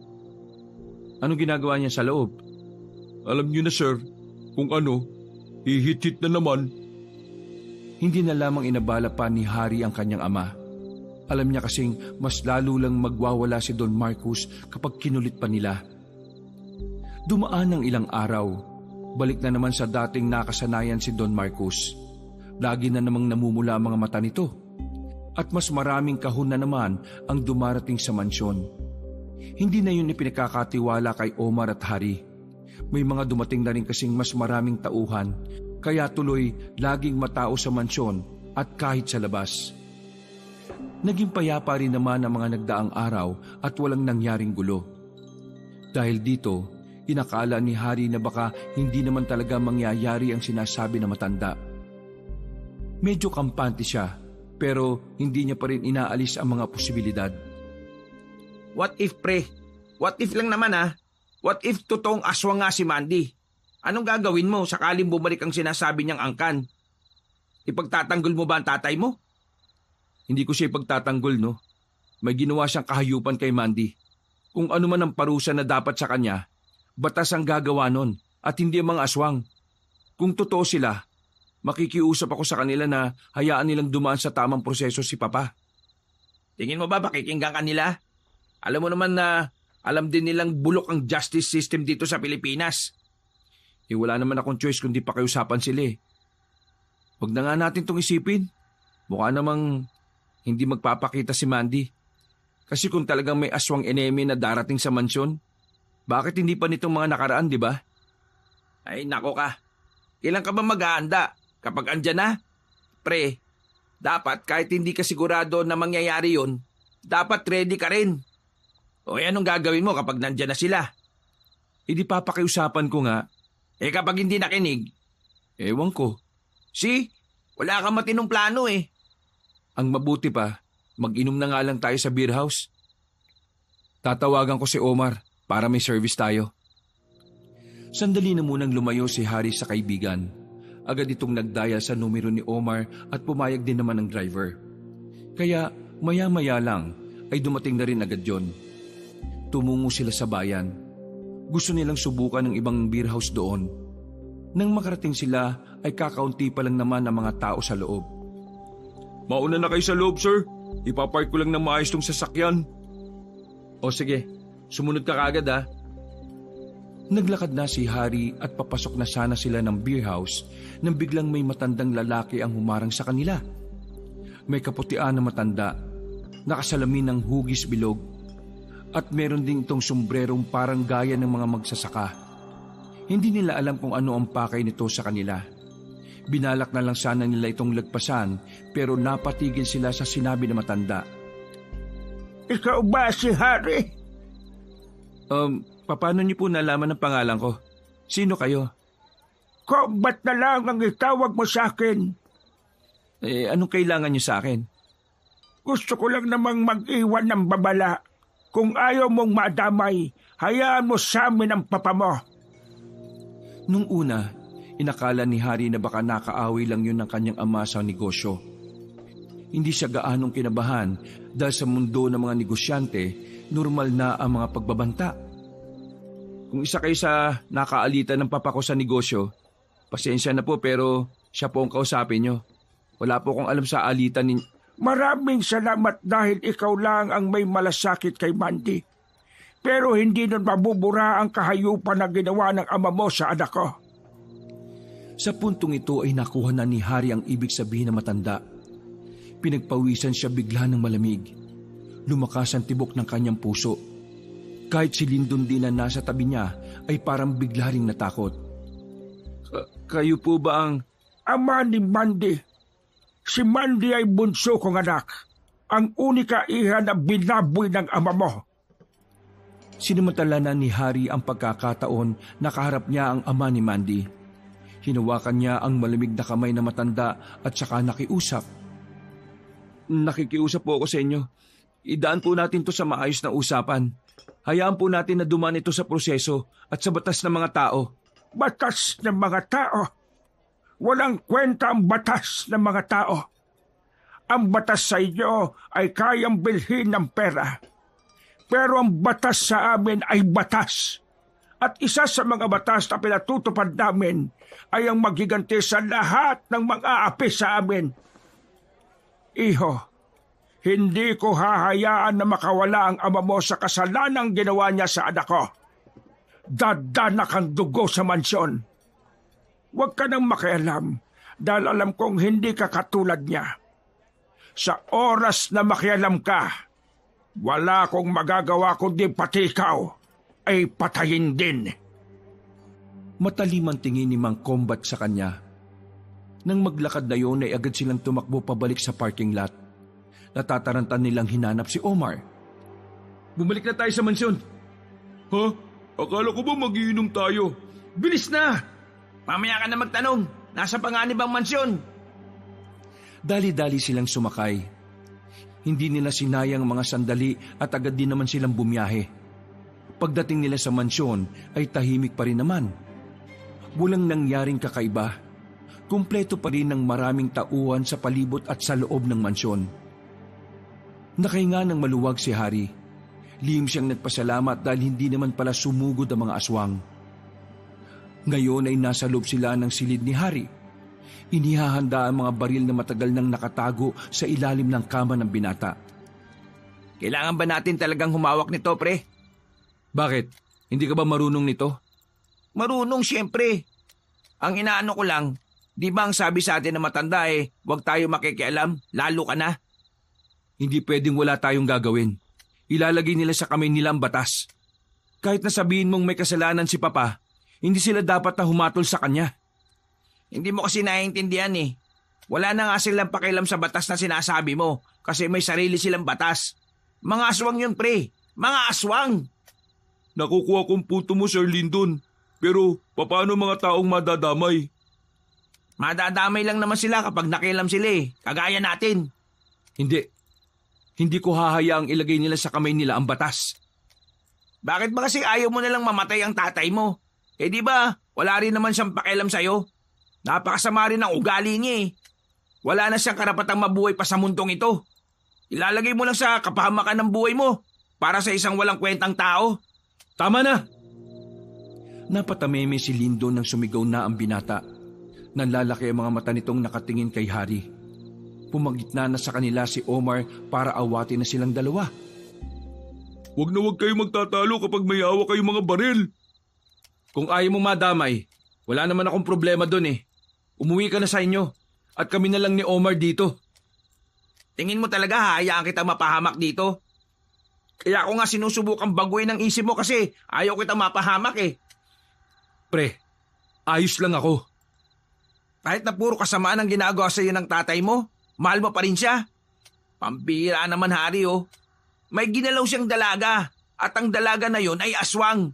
Sobrang bigat ng kasalanan ni Don Marcos. Sa ating mga tao, walang kapatawaran yun. Ano pa kaya kung sa mga aswang? Sige na, hayaan mo na ako. Bakit ba kasi ayaw mong makinig? Ang kulit mo naman Naalarma sila nang makarinig sila ng putukan sa labas. Dali-daling kinuha ni Harry ang 45 na baril. Lumabas sila ng silid na yon. At pagdating nila sa sala, nakita nila sa labas na meron ng mga aswang. Habang ang mga tauhan naman ni Marcus ay pinaulanan ng mga bala yun. Mabibilis, maliliksi ang mga aswang. Parang kinakaya nilang ilaga ng mga bala sa sobrang bilis nilang umilag. Daanan na muna natin ang mga maid. Sabihan natin silang huwag lalabas. At pagkatapos, puntahan natin si Papa sa taas. Inabisuhan nila ang mga kasambahay. Ikinandado na rin ng mga yon ang pinto sa loob. Sinunod naman nilang puntahan si Don Marcos. Inabutan nila yung pinapaibabawa na ng isang aswang na kulay itim ang buong katawan. Hindi nagdalawang isip si Harry na barilin ng aswang na yon. At dahil asintado rin naman si Harry, ay tinamaan niya agad yon sa ulo. Bumulagta ang aswang kaya nakabangon na rin si Don Marcos. Mura ito ng mura at pinagsisipapan niya ang aswang na wala ng buhay. Buwisit! Buwisit! Ang kapal ng mukha mong dampian ako ng marurumi mong kamay! Pwe! Papa, lumulusob na ang mga aswang. Mga ano? Mga aswang! Nasa labas! Nakakaputukan na! Hayaan mo sila! Inaantok na ako! Biglang nilapitan ni Harry ang kanyang ama at tinuwakan ito sa magkabilang balikat. Sa pagbabaka sakaling tumino ang matanda ay inalog-alog niya ito. Papa naman! Nasa labas ang mga aswang na ginawan mo ng kasalanan! Ang mga aswang na yon, ang lahi ni Mandy. Naintindihan mo ba ako, ha? Si Mandy, yung pinagsamantalahan mo. Isa siyang aswang at ngayon nandito na ang buong angkan niya para patayin ka. Papatayin ako? Tama! Tama! Patayin nila ako! Ituro mo sa akin kung saan yung sinasabi mong underground dati. Doon lang ang tamang daan para makaligtas ka. Sasama kayo sa akin. Kahit namumula ang mga mata at naninigas ang panga ni Don Marcos ay pinagkatiwalaan nila ito. Sumunod sila sa matanda hanggang sa makarating nga sila sa lagusan patungo sa underground. Merong pinipindot sa pinto na kapag tama ang passcode ay kusang bubukas. Buksan nyo! Diyan lang tayo makakaligtas! Binuksan nga ni Don Marcos ang pintuan. Hinarangan pa nito ang pindutan para hindi nila makita ang passcode. Nang bumukas na ang pintuan ay biglang bumunat ng baril ang matandang si Marcos. Tatawa-tawa pa ito at halata talagang sabog na sabog. Anong ibig sabihin nito, Papa? Akala mo ba porke niligtas mo ako isasama kita rito? Bulok ba utak mo? Bahala ka dyan mamatay kasama ang dalawang yan. Lapain kayo ng aswang! Sandali, Papa! Wala na silang nagawa nang biglang isarado na ni Don Marcos ang pintuan. Ilang beses silang pumindot-pindot pero hindi naman nila mahulaan ang passcode. Dapat talaga hindi na tayo nagtiwala sa mga taong may karga ng droge. Walang matinong naiisip ang mga katulad niya. Tingnan mo, matapos mong iligtas, ikaw naman ngayon ang iniwan sa ere. Tapos, gusto mo pa siyang ipagtanggol at idaan sa tamang proseso ang ginawa niya? Napasandal na lamang sa pader ang binatang si Harry. Hindi niya inakala na mangyayari ang lahat ng yon. Sa isip-isip niya, baka nga tama si Lyndon. Baka nga kailangan na niyang tanggapin na kahit na kailan, wala nang pag-asang magbago pa ang kanyang ama. Ang mga aswang, papunta na rito! Naalarma silang dalawa nang makabalik na sila Omar galing sa labas. Mabuti na lamang ay agad na nakaisip ng paraan si Harry. Kinuha niya ang mga baril ng mga kasama niya at itinago sa ilalim ng isang aparador. Pagdating ng mga aswang, inabutan sila ng mga yon na nakaharap sa pintuan na may passcode. Kalmado lang si Harry. Nagpanggap sila na hindi nila tinulungang makaalis si Don Marcos. Iho, nagkausap na tayo. Sinabihan na kita na kapag nakialam ka, pasensyahan na tayo. Sumenyas na si Mang Combat sa mga kasama nilang aswang, pero inawat ito ni Mandy. Wag! Hayaan na muna natin makapagsalita si Harry.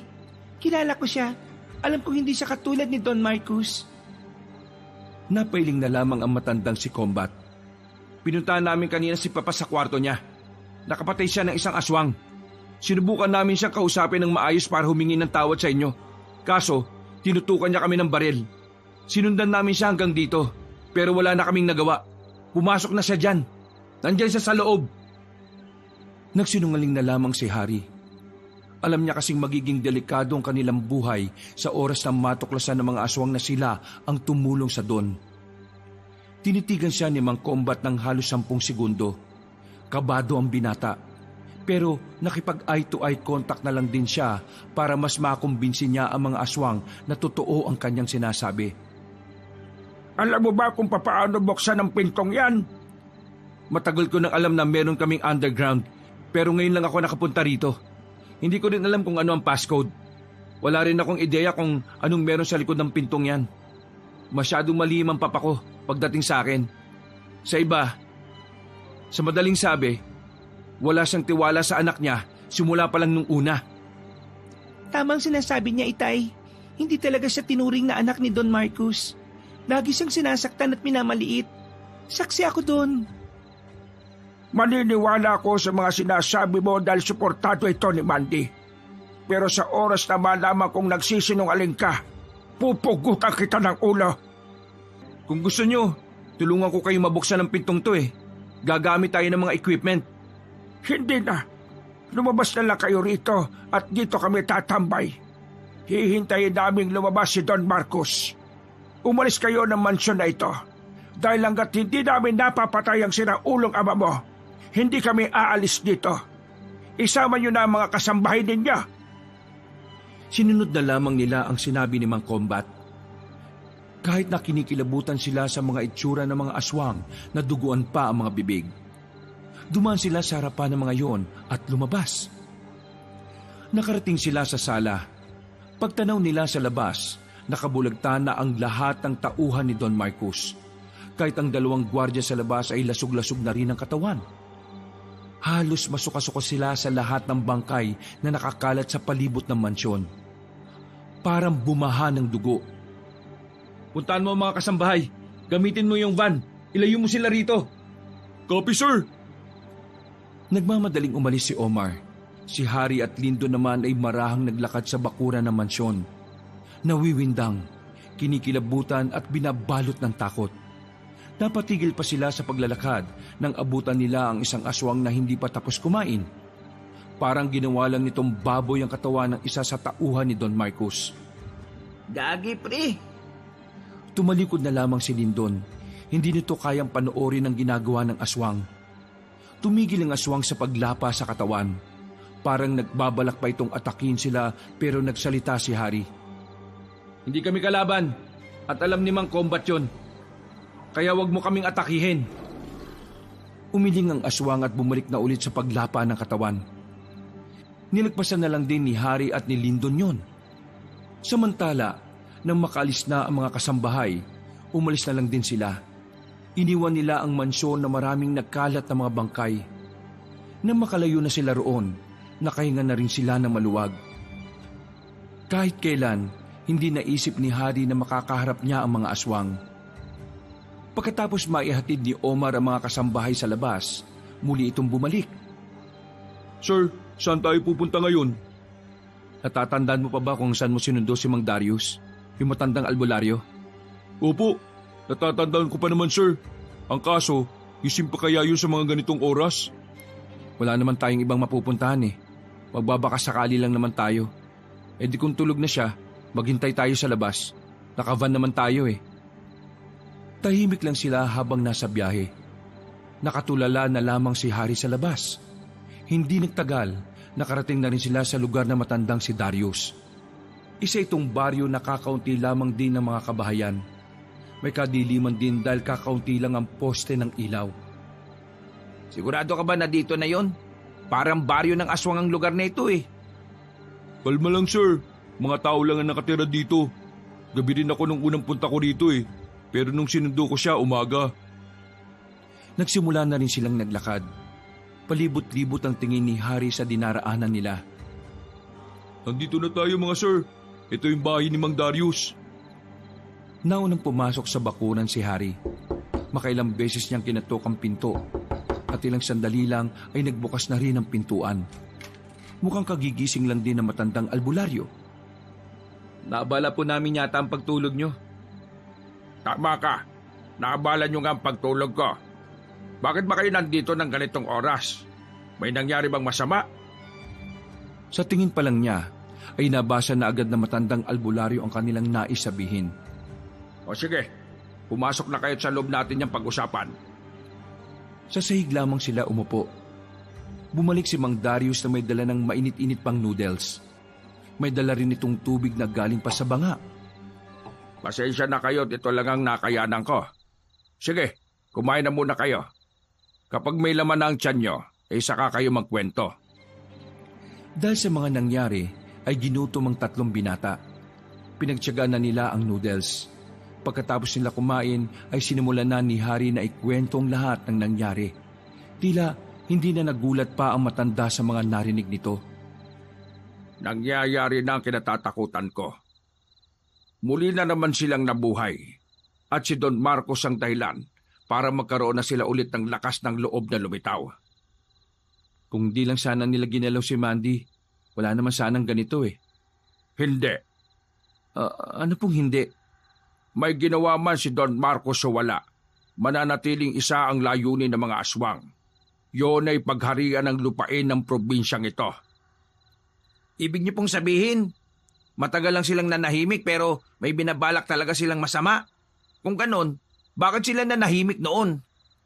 Dahil kailangan pa nilang malaman kung nasaan ang bagay na hinahanap nila. Anong klaseng bagay yon? Ang maliit na kabibi na parang plauta. Yan ba yung ginagamit ng mga sirena para mang-angkin ang bibig na mahing lalaki? Hindi. Pero parang ganon din ang itsura.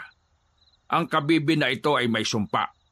Pinaniniwalaan na pagmamay-ari yon ng isang mayamang angkan ng mga aswang noong 1896. Nasa na ba kasi yung kabibi na yon? Noong taong 1999, nabalitaan namin mga albularyo na ninako yon sa isang museo sa Mindanao. Dinala sa Maynila at ngayon ay narito na sa probinsya natin. At base sa mga source ko na kapwa ko rin albularyo, isasalang sa auction ng kabibi sa darating na Biyernes. Yon ang hinahanap ng mga aswang dito sa atin. At sa oras na makuha nila yon, ano po mangyayari? Gagamitin nila yon sa kasamaan. Kayang kumontrol ng tao ang kabibi sa oras na marinig ang tunog na lalabas doon. Ang kabibi na yon ay nagtataglay ng pinakamataas na level ng hipnotismo. Yon ang ginagamit ng mga aswang noong panahon ng mga Kastila. At nasisiguro ko na kapag napasa kamay nila ang bagay na yon, katapusan na naming mga albularyo at mga manunugis. Pati na rin ang mga antingero. Kapag nangyari yon, wala namang magtatanggol sa mga tao rito sa probinsya natin. Ano po bang paraan para hindi na nila magamit ang kabibe? Kailangan basagin ito gamit ang kulay pilak na punyal. Sa lalong madaling panahon, dapat tayo makakuha ng kabibe. Aswang lang ba makakapagpagana kung ano man ang abilidad ng kabibe? Oo, ang mga aswang lang. Dahil sa simula pa lang naman, kanila naman na ang kabibe. Pero sa mata ng tao, isa lang yung sinaunang bagay na pilit nilang pinapatungan ng halaga ng pera. Wala silang kaalam-alam kung anong peligro ang dala ng bagay na yon. Kailangan natin malaman kung saan gaganapin ng auction, Omar. Ihanda mong lahat ng pera na meron tayo. Kung kinakailangan na nakawin natin ang pera ni Papa, gawin natin yun. Paano ko gagawin yun, sir? Driver niya lang ako. Di naman ako abogado niya. Ay, oo nga pala. Napakamot sa ulo si Harry. Dismayado siya sa pagiging lutang niya. Kung hindi tayo makakasali sa auction, pepwersahin natin kunin ang kabibi sa kasagsagan ng event na yon. Isasama ko na ang lahat ng kakilala kong manunugis sa tantingero dahil nasisiguro ko na may mga aswang ding sasali sa auction. Mang Darius, anong kailangan namin gawin para may maitulong kami? Sa sitwasyon natin, ang tanging niyong magagawa ay gamitin na ninyong lahat ng armas na meron kayo. Sa gagawin natin, mukhang hindi magiging madali ang lahat. Bukod sa mga aswang, pwede rin nating makalaban ng mga sindikatong pupunta roon. Maraming mabibigat na tao, mga halangang kaluluwa na kayang-kaya rin pumatay. Isang malalim na buntong hininga na naman ang ginawa ni Harry. Nakahawak siya sa kanyang sentido. Bigla na lang sumakit ang ulo niya sa kakaisip kung ano ang pwede nilang magawa. Sa mga sandaling yon, ay doon na muna sila nagpalipas ng oras. Nakatambay lang sila sa bakuran. Malamig na ang simoy ng hangin kaya humiram muna sila ng jacket kay Mang Darius. Malalim ang iniisip nila, lalong-lalo na si Harry. Hindi pa rin kasi nawawala sa utak niya ang kanyang ama. Hindi niya mapigilan na isipin kung ano nga ba ang nangyari kay Don Marcos. Iniisip mo pa rin ba ang tatay mo? Sir, ang galing mo. Paano mo naulaan? Sinong hindi makakahula? Tingnan mo yung mukha niya, malapit nang umiyak eh. Kahit naman naging masama ang tatay ko, siya pa rin ang pamilya ko. Ang pamilya, tinuturing kang pamilya. Ang tanong, pamilya ka ba para sa kanya? Hindi, di ba? Kailangan mo nang tanggapin na tapos na ang mission mo para kumbinsing magbago si Don Marcos. Sarili mo naman ang isipin mo. Gumiti na lamang ng pilit ang binatang si Harry. Pero ang totoo, nakakaramdam pa rin siya ng lungkot. Hindi niya kasi maisip na mag-isa na lang siya sa buhay. Sir, eto, suggestion lang naman to ha. What if gamitin natin si Don Marcos para makasali tayo sa auction? Omar, hindi nga makausap na maayos ang taong yun. Paano natin makukumbinse yun? Suggestion lang naman sir eh. Hindi tayo sasali sa auction. Focus tayo sa plano ni Mang Darius. Maya-maya lamang ay pumasok na rin sila sa loob para makapagpahinga. Kinabukasan ay tinanghali na rin sila ng gising. Pagbangon nila ay wala na si Mang Darius sa higaan. Nang dumungaw sila sa bintana, nakita nilang may mga kausap ng tao ang matanda. Nang umalis sa mga yon, ay sa kanila nilapitan si Mang Darius. Sino po yung mga yon? Mga manunugis at yung isa, antingero. Nagpadala ako ng sulat sa mga pinuno nila para masimula na ang plano sa Biyernes. Ganun po ba? Siya nga po pala. Babalik po kami sa mansyon ngayon. Magbabakasakali kami na wala na mga aswang doon. Kukunin po sana namin yung armas na nakatago sa ilalim ng kama ko. Hahanapin ko rin sa mansyon kung saan inilagay ni Papa yung mga armas niya. Oy sige, mag-iingat kayo ha. Matapos makapag-almusal ay lumarga na rin sila. Pagdating nila sa mansyon, wala na ang bangkay ng mga tauhan ni Don Marcos. Hindi nila alam kung saan napunta ang mga yon. Kahit isang bangkay ay walang natira. Baka kinuha nila lahat para meron silang makain. Sa amin sa Capiz, ang ginagawa ng mga aswang kapag may nakikita silang bangkay pagkatapos ng gera ng pulis at rebelde, kinukuha nila para kainin din. Baka nga ganun din ang ginawa nila. Maganda na rin yun. para wala na tayong i-dispatch ang mga katawan. Tara, pumasok na tayo. Naglakad na sila papasok ng mansyon. Dumiretso sila sa kung saan naroon ang lagusan patungong underground. Pagdating nila roon, wasak na rin ang pindutan. Agad na nabahala si Harry sa inabutan nila. Ay baka nakuha na ng mga aswang ang kanyang ama. Napansin ni Lindo na parang bumakas ang lungkot sa mukha ni Harry. Inakbayan siya nito at inalog-alog ng kaunti. Tama na rin siguro yung nangyari, Tol. Kasi habang nandito siya sa mundo, parami lang ng parami ang mga masasama niyang ginagawa eh. Oo, tama ka. Siguro nga ganun na lang talaga ang iisipin ko. Nilisan na rin nila ang silid na yon at tinungo na rin nila ang silid ni Harry. Lahat ng baril na naipon ni Harry ay kinuha na nila. Kagabi ko pa ito gustong itanong Saan mo nakuha ang lahat ng ito, sir? Tuwing bibigyan ako ni Papa ng pera, bumibili ako ng baril. Bata pa lang ako gusto ko na magkolekta ng totoong baril. Ngayon, hindi ko inakala na gagamitin ko rin pala mga ito. Siya nga pala, libutin natin ang buong mansyon. Hanapin natin ang iba pang mga armas na tinatago ni Papa. Alam ko na meron din siyang mga baril Magagamit natin ang lahat ng yun sa Biyernes. Ngumiti ng pilit si Harry.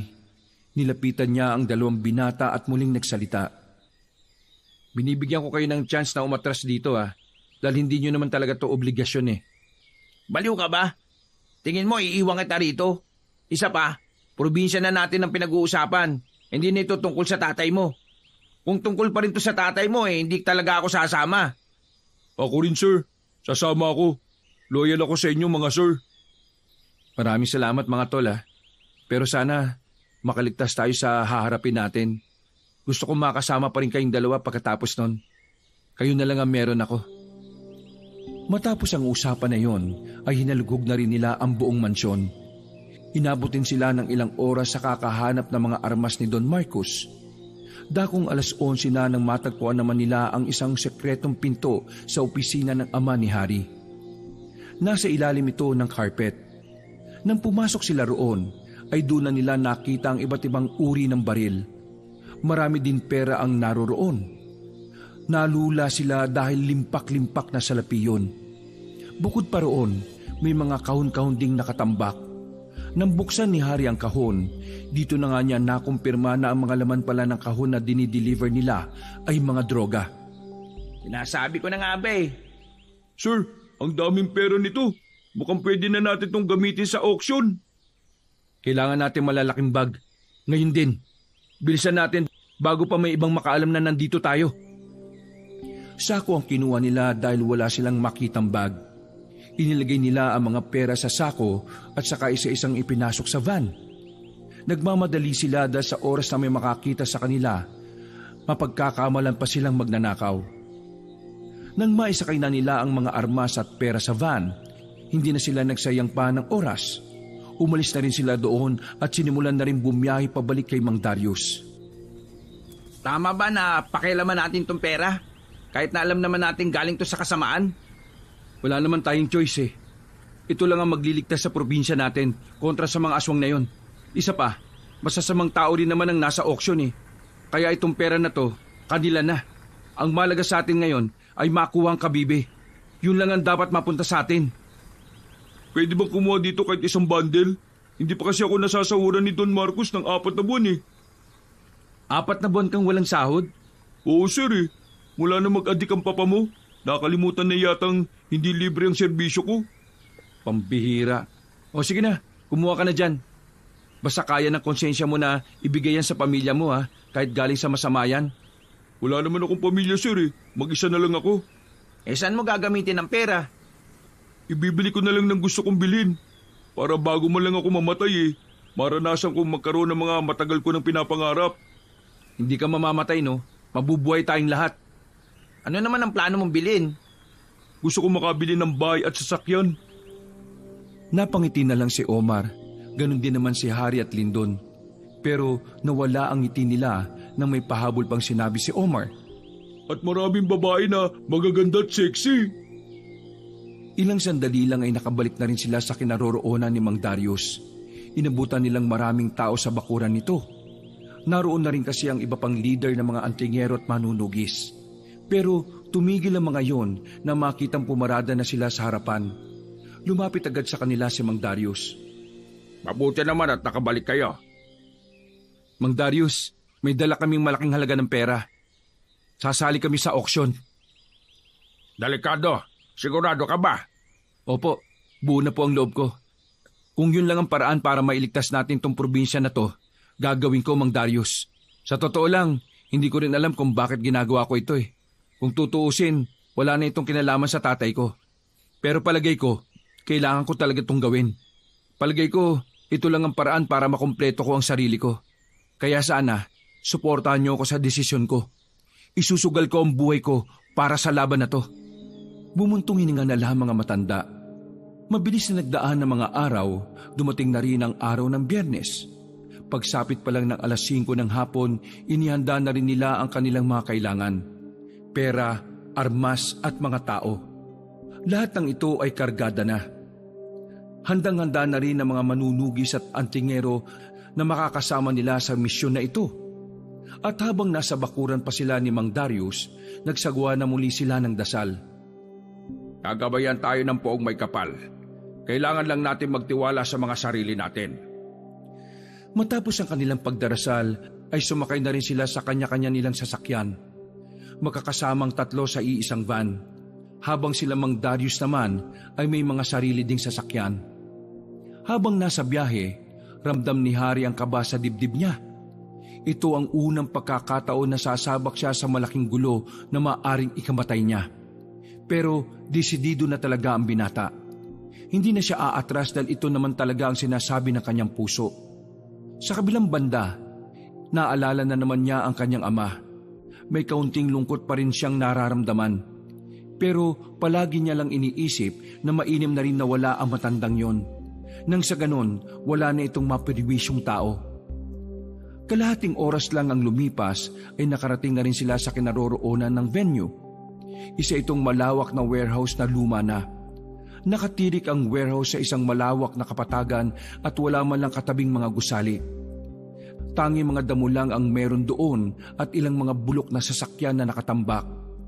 Sa labas pa lang, natatanaw na nila ang mga lalaking nakasuot ng tuksido. Unang tingin pa lang, alam na kagad nila mga bodyguard yun ng mga malalaking tao.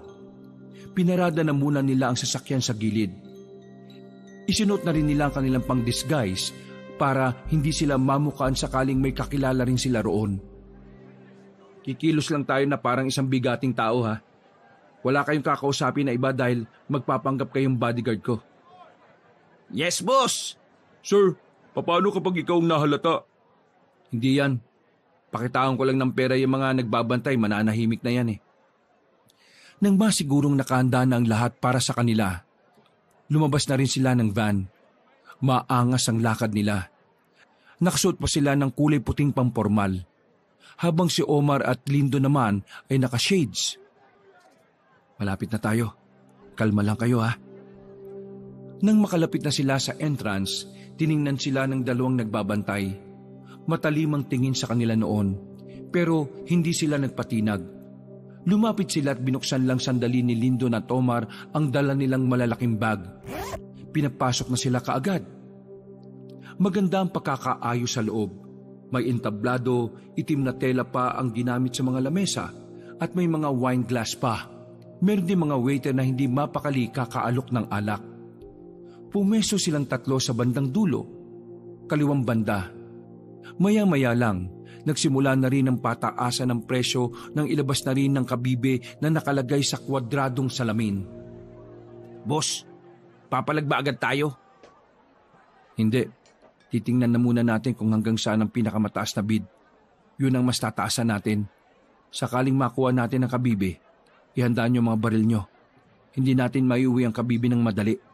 Sigurado akong narito rin sila mang-combat. Tumango lang ang 2 niyang kasama. Ilang sandali pa ay umabot na rin sa 50 million ng bid para lang sa isang kabibe na halos kasing laki lang ng tsinelas ng bata. Nagpatuloy ang bidding. Hindi na nga nila namalaya na umabot na ito ng 150 million. Sa puntong ito, tila wala nang nais na taasan pa ang offer na yon.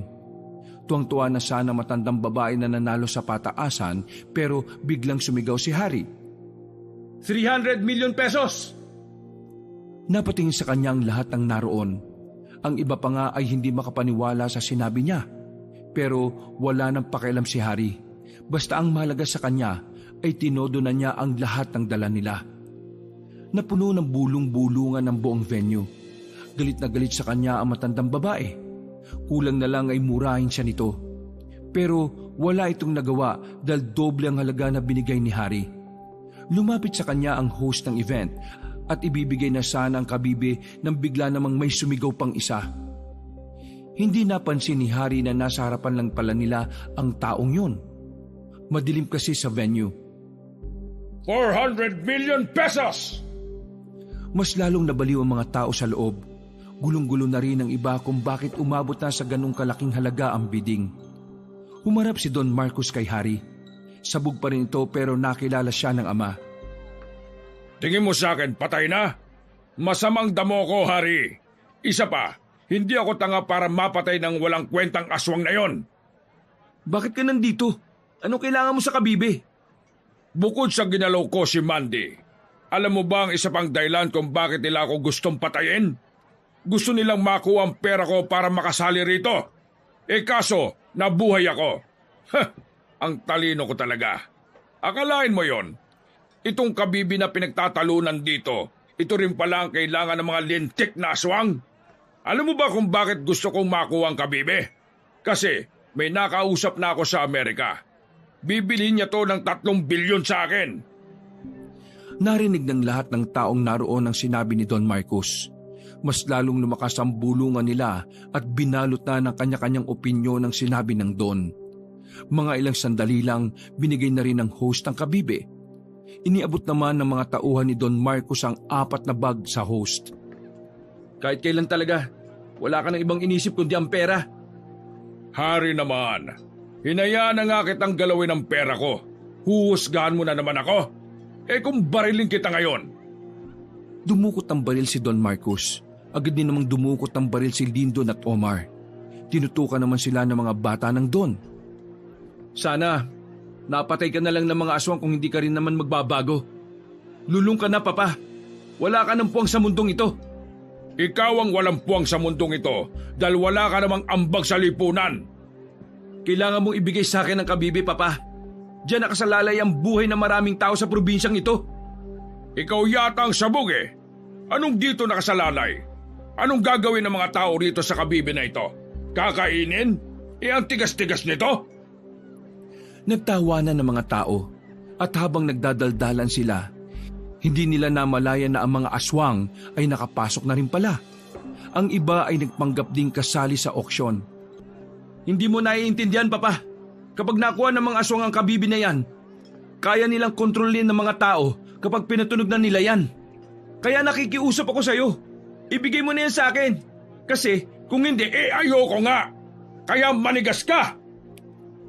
Naglakad na paalis si Don Marcos na dala ang kabibe. Nakatutok pa rin ang mga baril ng mga tauhan nito kina Harry. Nang malapit na sila sa entrance, bigla na lang isang lalaki ang tumayo at lumapit kay Don Marcos. Sinaksak nito ang Don.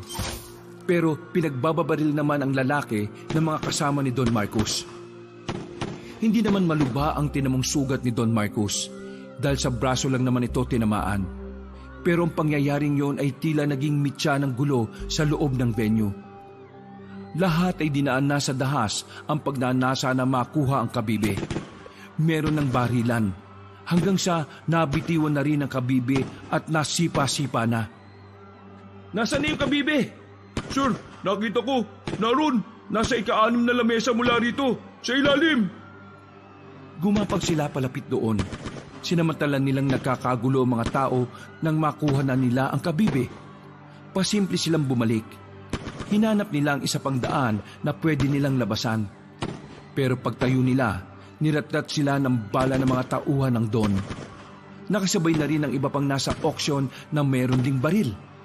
Mabuti na lang ay mabilis silang nakapagtago sa mga malalaking drum. Mauna na kayo, sir. Ako nang bahala sa mga ito para hindi na sumunod. Hindi. Sasama ako rito. Mauna ka na, pre. Ha? Paano kayo? Kailangan mo makarating kina Mang Darius. Nasa damuhan sila. Naroon, puntahan mo na. Paalis na sana si Hari nang makita na nilang pumasok na ang mga aswang sa venue. Pinaglalala ng mga yon ng mga tao. Mababangis sa mga aswang. Kaya sa isang iglap lang, halos lahat ay napas lang kaagad. Kailangan na pala nating umalis. Nandito na sila. Mabilis nilang nilisan ang lugar na yon. Paglabas nila ng warehouse ay hindi nila inakalang may mga armadong lalaki pa palang naghihintay roon. Wala silang nagawa kundi ang dumapa at pumalag. Lintik naman buhay na to. Nasaan na ba yung mga binigyan natin ng baril? Walang resback? Wala naman tayong napag-usapan na kailangan nilang bumakap sa atin eh.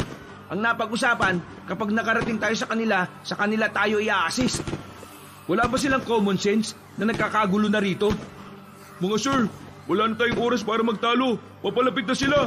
Tapos may mga aswang pa sa loob ng warehouse. Doon tayo dumaan. Mas malapit doon para makarating tayo sa van. Mabilis silang gumapang patungo sa mga sasakyan na nakatambak. Nang subukan nilang tumayo, tinamaan si Omar sa balikat. Dahil sa sugat nito, mas lalo tuloy nilang naakit ang mga aswang. Bilis! Huwag niyo ko intindihin! Tumakbo sila na mabilis hanggang sa marating na nga nila ang van. Pagpasok nila sa loob, ay agad nilang pinaandar ang sasakyan. Kita pa nilang lumapit pa ang mga armadong lalaki sa kanila. Pinagbababaril sila kaya nagkandabasag-basag ang mga salamin. Natigil ang mga yun nang biglang dumating na naman ang mga aswang. Sinamantala nila ang pagkakataon para makaalis. Ang kaso nga lang, biglang pumutok ang gulong nilang nasa harapan. Yung pala, binaril na rin ng mga aswang ang gulong nila para hindi sila makaalis. Lumabas sila ng sasakyan at balak na lang sanang tumakbo papunta sa damuhan. Pero biglang lumitaw ang mga aswang sa paligid. Bakit ba kasi hindi nalang sumama si Mang Darius eh? Para nabasag na niya tong kabibi kagad. Hindi ka ba nakikinig? Hindi siya pwedeng sumama dahil mas magiging agresibo ang mga aswang sa auction. Huwag na tayo magtalo, sir. Napapalibutan na nga tayo eh. Wala mo na magpapaputok. Magkakadikit lamang silang tatlo habang nasa harapan nila ang mga aswang. Naglalaway ang mga yon. Gigil na gigil sa kanila. Ilang sandali lang din ay dumating na rin ang mag-amang Combat at Mandy. Sir Harry, bakit mo ito ginagawa? Akala ko ba hindi ka katulad ng ama mo? Anong ibig sabihin nito? Ang ginagawa ko hindi na tungkol sa tatay ko. Tungkol na ito sa kapakanan ng buong probinsya. Mandy, niloko mo rin ako eh.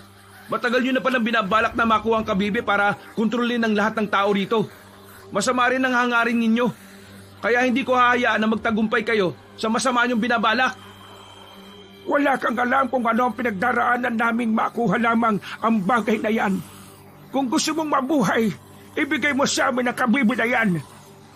Kung mabubuhay man ako na kayo ang kumukontrol sa sarili kong katawan, mas pipiliin ko pang mamatay ngayon. Kaya pasensya ka na, Mang Combat. Pero magkakamatayan tayo ngayong gabi. Kung yan ang gusto mong mangyari, wala na akong magagawa. Isasama na kita sa mga dapat pabura. Hindi dapat ako nagtiwala sa iyo, Sir Harry. Masama ka rin palang tao. Hindi mo maintindihan ang ginagawa ko kasi kahit kailan, hindi mo naranasang maging tao, Mandy. Totoong may malasakit ako sa iyo, pero hindi ko inakala na ganito pala kayo. Mga aswang na walang ibang iniisip kundi ang pagharian ng probinsyang ito. Hindi na nagsalita sila, Mang Combat. Wala na ring sinayang na sandali ang tatlo. Pinaulan na nakagad nila ng bala ang mga aswang gamit na ang matataas na kalibre ng baril. Pero mabibilis at talaga namang maliliksi ang mga aswang. Wala silang matamaan. At sa mga sandali ding yun ay para silang nakakaramdam ng hilo. Tingin ni Hari may ginagawang kakaiba ang mga aswang para mawala sila sa wisyo. Hanggang sa nabitiwan na lamang nila ang baril at napaupo na lamang sila sa gilid ng van. Muling lumapit sa kanila ang mga aswang. Agad na kinuha ni Mang Combat ang kabibe. Tumatawa pa ito ng malakas na parabang nababaliw. Sa wakas, napasa kamay na rin natin ang mahiwagang kabibe. Matutupad na matagal natin pinapangarap. Mapapasa atin na ang probinsyang ito. Mababawi na natin kung ano ang nawala sa atin. Ibalik mo sa akin yan. Nakikiusap ako sa iyo. Hindi ka nagtagumpay, bata. Kaya hanggang dito na lang ang kabayanihan ninyo. Nasa aktong patutunugin na sana ni Mang Combat ang kabibe nang biglang may tumarak na palaso sa bandang balikat nito. Naalarma ang mga aswang nang marinig nila ang sigawan naman ng mga manunugis at antingero. Sa puntong ito, kita nilang tila na bahala ang mga nilalang na yon. Muling tinamaan si Mang Kombat ng palaso sa kamay, dahilan para mabitiwan nito ang kabibe. Dumating naman si Mang Darius at kinuha nito ang kabibe. Noong mga sandaling yon, ay nagsitaguan ang mga aswang sa mga puno. Lumapit sa kanila si Mang Darius at pinisil nito ng malakas ang kamay nila. Dahil dito ay unti-unting nawala ang kanilang pagkahilo. Buti na lang dumating ka. Nasaan ang punyal? Basagin mo na ang kabibe. Hindi yung ganong kadali. Kailangan ko pang magsagawa ng ritual para maging epektibo ang punyal. Ang bihira naman oh. Bakit hindi mo pa ginawa yung ritual kanina? Kailangang hawak ko na ang kabibe dahil saglit lang gagana ang ritual. Segundo lang. Hali kayo, sundan niyo ako. Nasa bandang gubat ang inihanda kong pagre-ritualan. Habang nagkakagulo roon, ay sinamantala nila ang pagkakataon para makasimple ng alis. Nakarating sila sa kagubatan. Inabutan nila ang mga kandilang nakapabilog. Katakatakang hindi namamatay ang apoy ng mga yon kahit na medyo malakas ang hangin. Sa gitna naman ng mga kandila, umupo si Mang Darius. Hawak nito ang punyal at ang kabibe. Binuksan na matanda ang librong kulay berde at may kung ano-ano itong binasa roon. Matagal pa ba yan? Nararamdaman ko nang nandito na sila oh. Huwag mong kausapin si Mang Darius. Mawawala siya sa focus. Mga ilang sandali lamang, naramdaman na rin nila na may mga aswang nang nakasunod sa kanila. Naririnig na nila ang mga angil. At kalaunan nga, lumabas na rin mula sa dilim ang mag-amang Mandy at Kombat. Masyado niyo akong pinahihirapan. Inuubos niyo na ang pasensya ko. Mga aswang, lusubin at patayin ang mga yan. Kailangan nating makuha ang kabibe. Hindi nagpatinag ang tatlong lalaki. Pinagbababaril nila ang lahat ng aswang na magtatangkang lumapit. Sa puntong ito, pinagagawa na nilang patama ng mga yon. Pero may mangilan-ngilan na ring nakakalapit sa kanila. Muntikan na ring maabot ng isang aswang si Mang Darius. Pero buti na lang ay asintado si Omar. Nakapalibot silang tatlo sa albularyo habang nagpapaulan sila ng bala. Nakaluhod pa nga ang isa nilang tuhod. Malapit na yata maubos ang bala ko. Ako rin sir. Anong gagawin natin? Lalaban tayo kahit na ikamatay natin. Hindi tayo pwedeng tumigil. Kailangan matapos ni Mang Darius ang ritual. Lumipas pa ang ilang minuto, tuluyan ang naubos ang kanilang bala. Pampalo na lang ang silbi ng hawak nilang mahahabang baril. At sa puntong ito, si Mang Kombat na ang nakalapit sa kanila. Kinalaban nila matandang aswang. Habang si Mandy naman ay nagtatangkang makalapit kay Mang Darius. Buti na lang ay nasunggaban nito ni Omar. Pinagsasapak ni Omar ang babaeng aswang. Pero dahil mas malakas ito sa kanya, hindi rin siya umubra. Binalagbag ng mag-ama ang tatlong binata. Pero bago pa makalapit ang mga yon kay Mang Darius, dumilat na ang albularyo. Kinuha na nito ang kabibi at ang punyal. Kombat! Katapusan mo na ngayon! Katapusan na ng inyong lahi! Wag! Wag mong gawin yan! Pakiusap, wag! Wag-wag inyong mukha niyo! Malakas na sinaksak ni Mang Darius ang kabibi para itong salamin na kagad na nabasag. Dahil sa ginawa na matanda, unti-unting kumukulubot ang mukha ng mag-amang aswang. Hanggang sa maya-maya lang ay tuluyan na nga silang nanigas at bumagsak sa damuhan. Natalo na natin ang mga aswang. Ligtas na ang probinsya natin. Bumuntong hininga na lamang si Hari. Hapong-hapo na sila. Noong mga sandaling yon, inakala nila na tapos na ang gulo. Pero laking gulat na lamang ni Hari nang biglang lumitaw si Don Marcos sa gilid.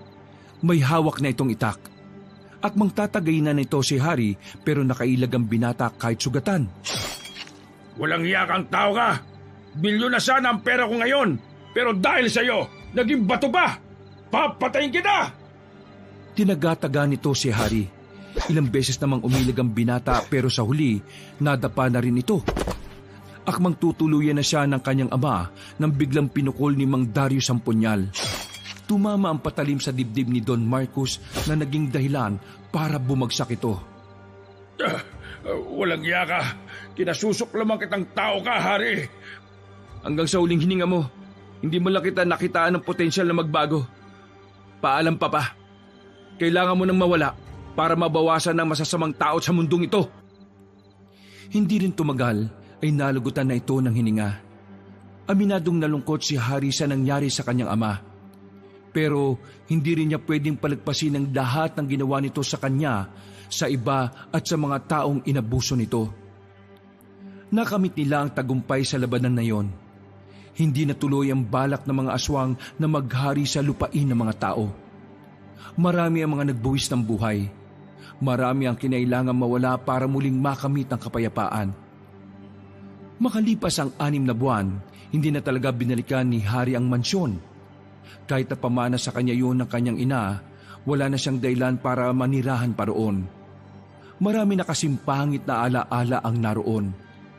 At kung hindi siya aalis roon, para na rin siyang namumuhay sa pangit na nakaraan.